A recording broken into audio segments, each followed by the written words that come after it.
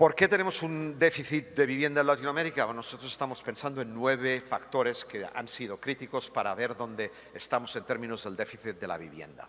El primero es, evidentemente, el crecimiento del Producto Interior Bruto. Los países de Latinoamérica, especialmente los 60 y los 70, pues crecieron mucho, pero no crecieron al nivel que estaba en torno a las expectativas de los ciudadanos de la región. Entonces tenemos relativamente muchos individuos con relativamente bajas rentas, tenemos bastante desigualdad, por desgracia, en Colombia, pero también en México, también en Argentina. No es ciertamente un problema solo de Colombia, donde las rentas o los diferentes salarios son muy desiguales. Ahora bien, desde el punto de vista de un economista de la vivienda, podrían decir, bueno, los salarios son más bajos, pero quizá el coste de la construcción también es más bajo. Y ahí radica el problema.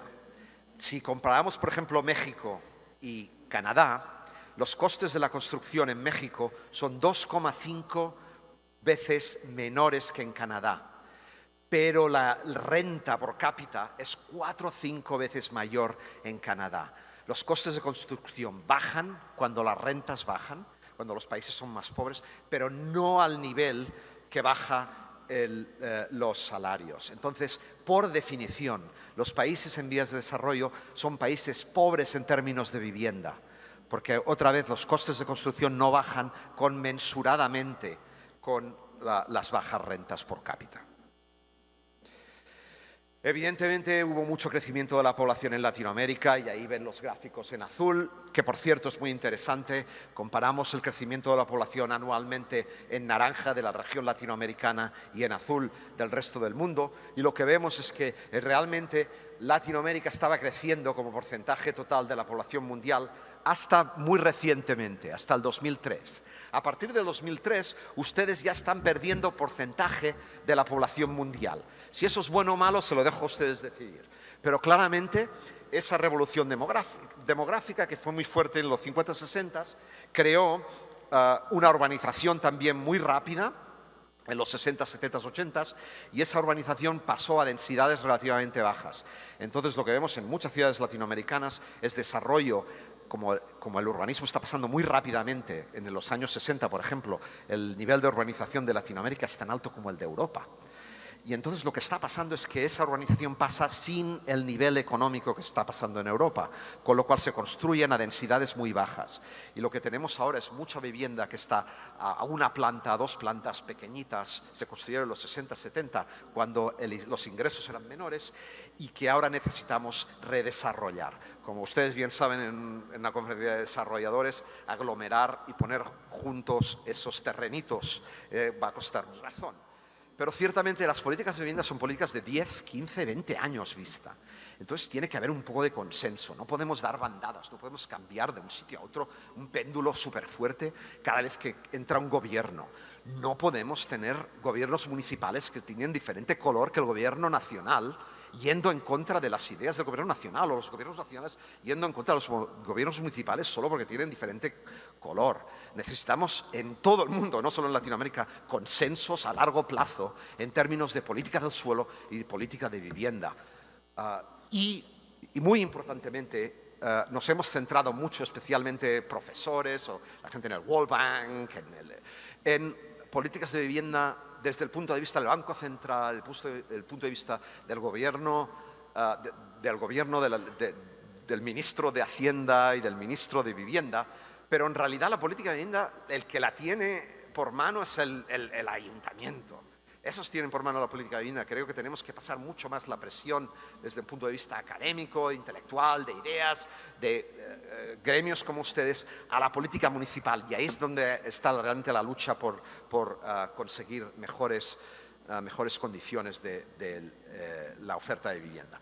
Finalmente, el tema del crédito hipotecario. No les estoy diciendo nada que ustedes no sepan, pero evidentemente aún tenemos en la mayoría de países latinoamericanos poco acceso al crédito hipotecario porque hay mucha informalidad laboral, con lo cual a veces cuesta a la gente tener acceso a una cuenta bancaria. Muy importantemente, la inestabilidad macroeconómica de los 70s, 80s y 90s hicieron completamente imposible para un banco dejar dinero. Si ustedes tienen una inflación de un 7 a un 20% que va cambiando, ¿cómo yo le voy a dejar dinero a un 8% si no sé si la inflación va a ser un 20 o un 30% de aquí a un año? La estabilidad macroeconómica realmente es el matador del crédito hipotecario. Por eso hay modelos muy diferentes. Dinamarca con un GDP por cápita del 55% para el gobierno y Estados Unidos con un 37%. Pero los dos países están concentrados en la estabilidad macroeconómica. No porque hay que gastar más o menos, eso evidentemente se lo dejamos a la gente de decidir, pero ciertamente hay que asegurarse que la macroeconomía es estable. Si no, vamos a matar al crédito, porque las políticas monetarias cambian y la inflación arrecia. También se está hablando mucho del tema de financialización. Y creo que se importa a veces en países como los latinoamericanos, en Colombia se importan conceptos de países como Estados Unidos, donde ciertamente hay un exceso de financialización, hay un exceso de derivadas financieras y de ingeniería financiera. Pero yo creo que ustedes en Colombia lo que necesitan es más financialización en el mercado de la vivienda, más crédito hipotecario llegando a todo el mundo en el mercado de la vivienda. Entonces, el tema de si excesivos riesgos financieros son problemáticos en el tema de la vivienda, creo que es un tema de coste-beneficio. Evidentemente hay muchas, y ahí estoy haciendo, bueno, hay políticas que son muy buenas y aumentan los beneficios, y hay políticas que evidentemente hay demasiada financialización, pero no es un tema de financialización sí o no, es un tema de qué instrumentos tenemos que buscar. Y en concreto lo que hacemos es un modelo de proyección de la demanda de vivienda en México y en Colombia. Y lo que vamos a hacer es poner en abierto, ustedes pueden ir a nuestra website y bajarse el modelo. Vamos a pensar en los 10 parámetros claves que van a incidir en la demanda de vivienda en Colombia y en México. Y me voy a concentrar en Colombia hoy. Es un ejercicio normativo, estamos soñando, nos gustaría tener más vivienda asequible para todo el mundo en Latinoamérica. Es un ejercicio a largo plazo, no estamos mirando, por desgracia ustedes los desarrolladores nos miran a los académicos diciendo, bueno, claro, evidentemente no, pero tenemos que vivir en el ciclo y vender hoy. Yo les entiendo absolutamente, pero en términos intelectuales, permítanme pensar a largo plazo en los próximos 10 a 20 años. Y entonces, lo que pensamos es cuáles son los 10 parámetros. Creemos que hay 10 parámetros que inciden en el tema de la vivienda en Colombia y cómo va a resultar en los próximos 20 años. ¿Cuáles son esos 10 parámetros? 1, la tasa de crecimiento de la población.